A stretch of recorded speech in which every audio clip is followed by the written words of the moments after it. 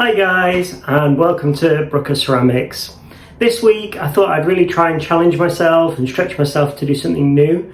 I felt like I'd done a lot of work around throwing ceramic bowls and creating mugs that I wanted to challenge myself and do a new shape or object. So this week I've decided that I'm going to make some ceramic plates, which is quite exciting. This was a very new shape for me and actually required lots of quite a different approach to throwing than if you were throwing like a bowl or any other kind of similar object. And it took me a few attempts, if I'm honest. I had to probably do 3 or 4 tests. 2 made it to the final piece, and then 1 I actually didn't do too well in the trimming stage either. So I definitely learnt a lot from the whole process, from creating that initial shape with just throwing the clay, through to the best way to dry it out, particularly so that the plate dried out nice and flat, and then finally ensuring that there was enough thickness in the plate so that I could trim it down effectively so that it was nice and lightweight, but I didn't trim through the plate into the bottom. And I'm quite pleased with how the final piece came out. If you're watching along on my channel, usually I've got a mini short series where I asked the pottery gods what I should make, and which is often just this spinny wheel with different options. And this week it said to make that plate, but to make it angular. So I really tried to challenge myself and create these nice angular shapes on the plate itself. So yeah, hopefully you enjoy the video. Watch along. I talk you through all my processes and some of my thoughts. And if you've thrown plates before and you think you know some better solutions than the options that I took, please let me know in the comments. I really do appreciate all the feedback, as well as the positivity. You know, if you like what I'm doing, let me know. And hope you enjoy the video and look forward to seeing you at the end. So I've drawn out a few examples of plate shapes that I might want to make for this angular plate design. I really liked the shapes where the feet were connected to the rim in some way, and I think I'm finally going to go for shape number 4. So drawing that out, probably looking at something like this. I'm probably going to go for a flat base rather than an angled one.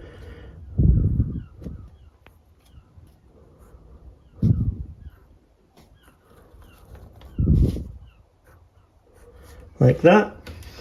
And the width is going to be 18 centimeters, and the height around 6 centimeters. I'm going to do this with 900 grams of stoneware clay.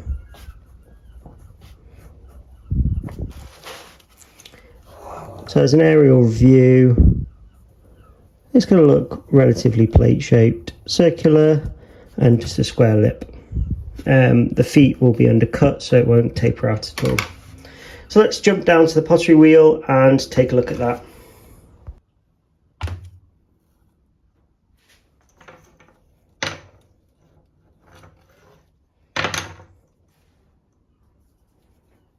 So a plate is quite a new shape for me. I've watched a couple of YouTube videos to see how other people make them. It seems relatively straightforward.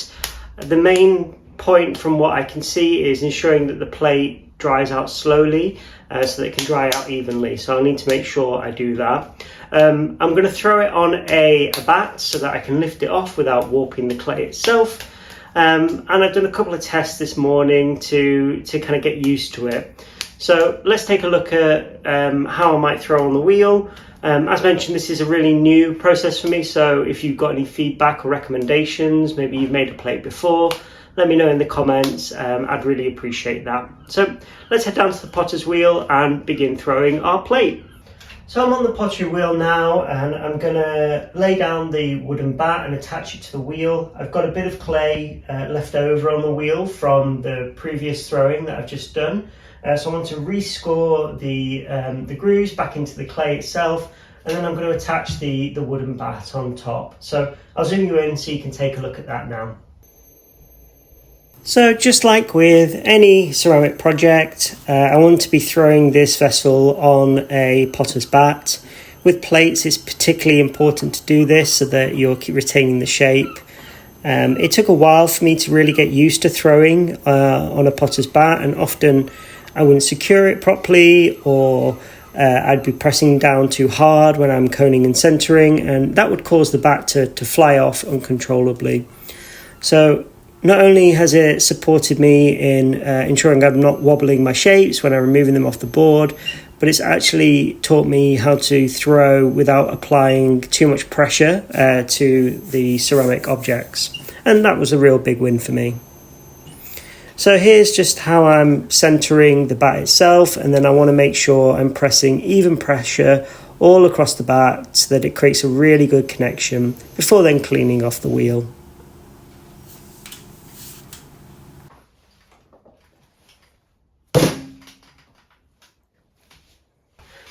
So now that I've got my bat firmly attached to the wheel, I can begin coning and centering the clay. What I've noticed that's slightly different to how you might cone and open up a mug or a bowl is that you end up, once you've opened it, you end up using your knuckle to pull the plate out rather than creating that really deep shape for a mug or things like that. So again, still really learning this process. So I'm going to begin coning and centering, and then we'll look at how we're going to open it up and ensure that it's a nice flat plate. This was a brand new shape for me, and I was a little bit nervous, and I had to take a couple of attempts to actually get the final piece. I really struggled with how to create that flat shape when it came to the plates. Whereas coning and centering that you can see here, this is my bread and butter. This is something I'm really familiar with. So whilst I really enjoy coning and centering, I found that flattening the plate down was quite stressful, if I'm honest. I tried a number of approaches. As you can see on this one here, I'm using my hand to press the clay down. And one of the most common ways is using a wooden dowel to press it down onto the wheel. So now that I've coned and centered the clay, what I've actually done is, instead of creating a small ball for me then to open up, I've actually created a wider, larger, flatter ball. I'm still going to do the same process. I'm going to drive my thumb into the clay itself and ensure that I'm measuring that depth correctly. And once I've got that correct depth, I can then begin pushing it outwards. So I'll zoom you in and we can take a look. So here's a view of my thumb opening up the clay to try and find that depth that I was really looking for. In one of my test examples, I'd actually made the clay base itself too thin, so I was really conscious to make sure that the base was nice and thick so I could come in and trim it later. Once I've got that desired depth, I'm just going to begin pulling it out like I would open up any other vessel. Given the thickness of it, it was actually quite tough to pull out, and I had to brace my hands a few times to ensure that it was pulling out effectively and evenly across the board. I repeated this process several times, reducing down the clay itself and stretching it out on the board, whilst at the same time compressing the clay onto the bat so that it created a nice firm base. Once I'd achieved that, it was time to just tidy up the edges and just tidying up the rim of the plate itself so that it was nice and clean. So now that I've got my initial plate shape roughed out, what I'm going to do is set it aside and then in 24 hours come back and I'm going to just tidy up the inside and burnish the inside of the plate and just finish that up. I'll then set it aside for another 24 hours and then hopefully by then it will have dried out, leather hard and ready to flip, and I can begin trimming in the base. So I'm going to put it away and we'll reconvene in 24 hours.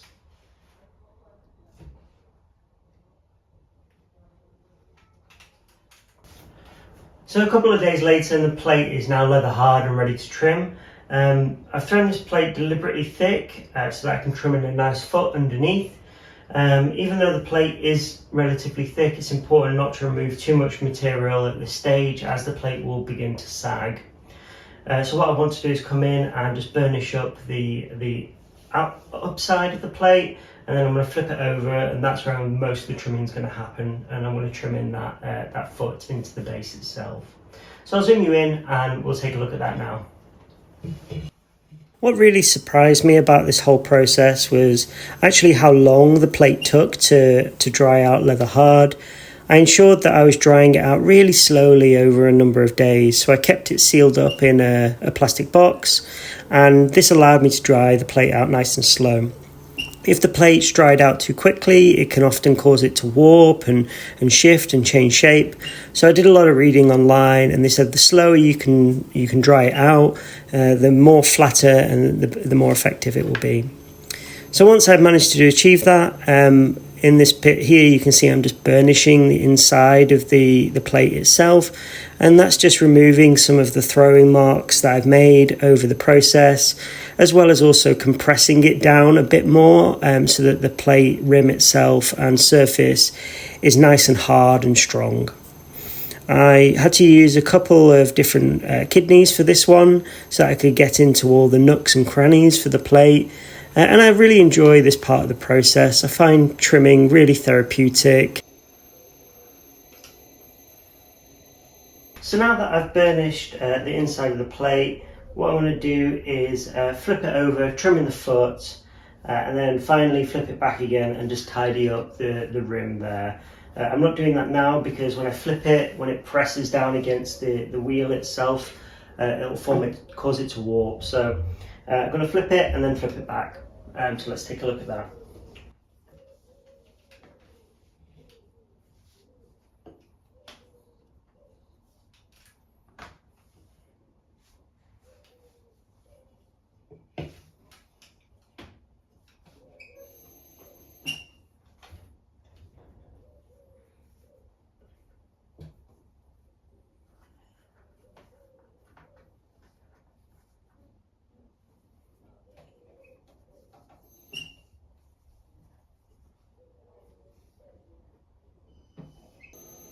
So now that I've got the plate flipped over, I've used these blobs of clay just to hold it in place as I begin trimming.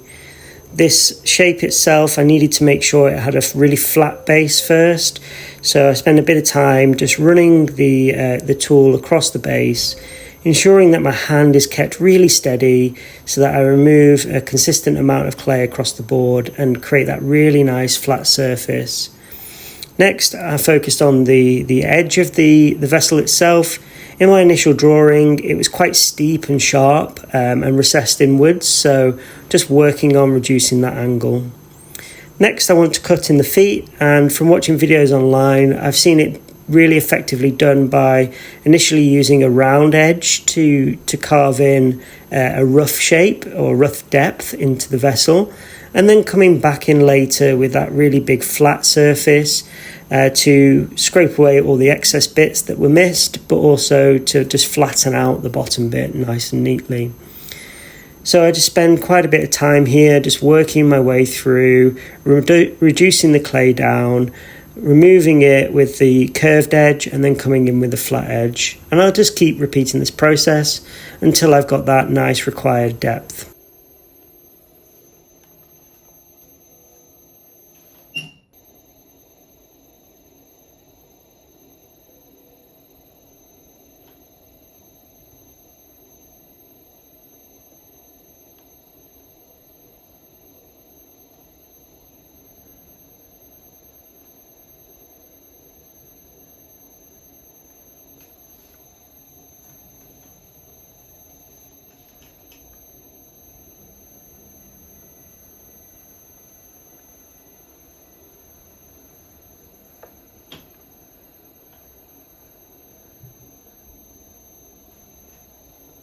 Now I've got the required depth, I want to focus on tidying up the foot itself. This was quite a challenge because I wanted the angles really nice and steep, so I had to use a variety of different sizes or edges of this tool. Now that I've got the base roughed in and the feet, it's time to just finalise the lip and finish burnishing the inside of the plate itself. So I'm going to place it on the wheel and then begin trimming the rim. So first I brace the ceramic plate with my hands, and that allows me to find the centre.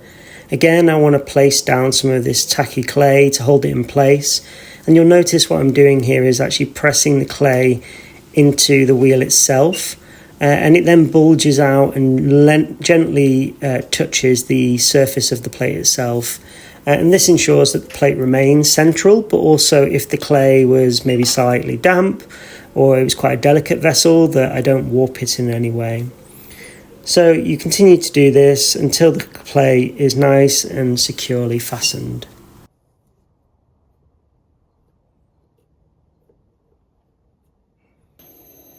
Now I'm just finalising the lip itself, and this is a really important part of the vessel because this is something that can make the vessel feel really light and delicate, or quite heavy and chunky.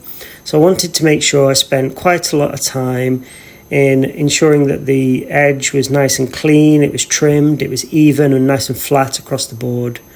And I had to use this tool in a variety of ways before then moving on to finalising the inner surface of the clay.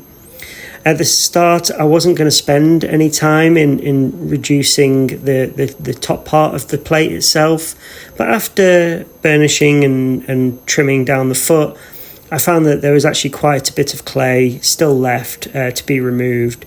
So I made the decision to actually remove it from the top so that it made the lip of the plate much more pronounced. To finish off the plate, I'd come in with a damp sponge, and this allows me to remove any of those dog end edges or where the ceramic trimming tool hadn't quite removed enough material.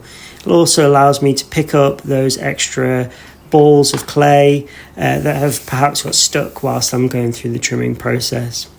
Then finally, just like any other project, I make sure to put my initials and the year I created the plate on the bottom. And here's a close-up of the final plate shape. What do you guys think? So I'm back. Thank you for watching the video. I hope you enjoyed it. And if you made it this far in the video, you're actually part of a super secret club that I have of my followers that make it to the ends of my videos. So if you've made it this far, pat yourself on the back, you've made it to the super secret club, and let me know by putting super secret club or that you're part of it in the comments below, and I'll be sure to respond to you. So I hope you enjoyed watching me walk you through the process of how I've created this angular plate. I'm sure there's lots of feedback that you guys are going to give me to keep me, one, motivated, it really helps, but also to keep developing my ceramic and throwing skills. So thanks for watching. Don't forget to like and subscribe, and I'll see you in the next one.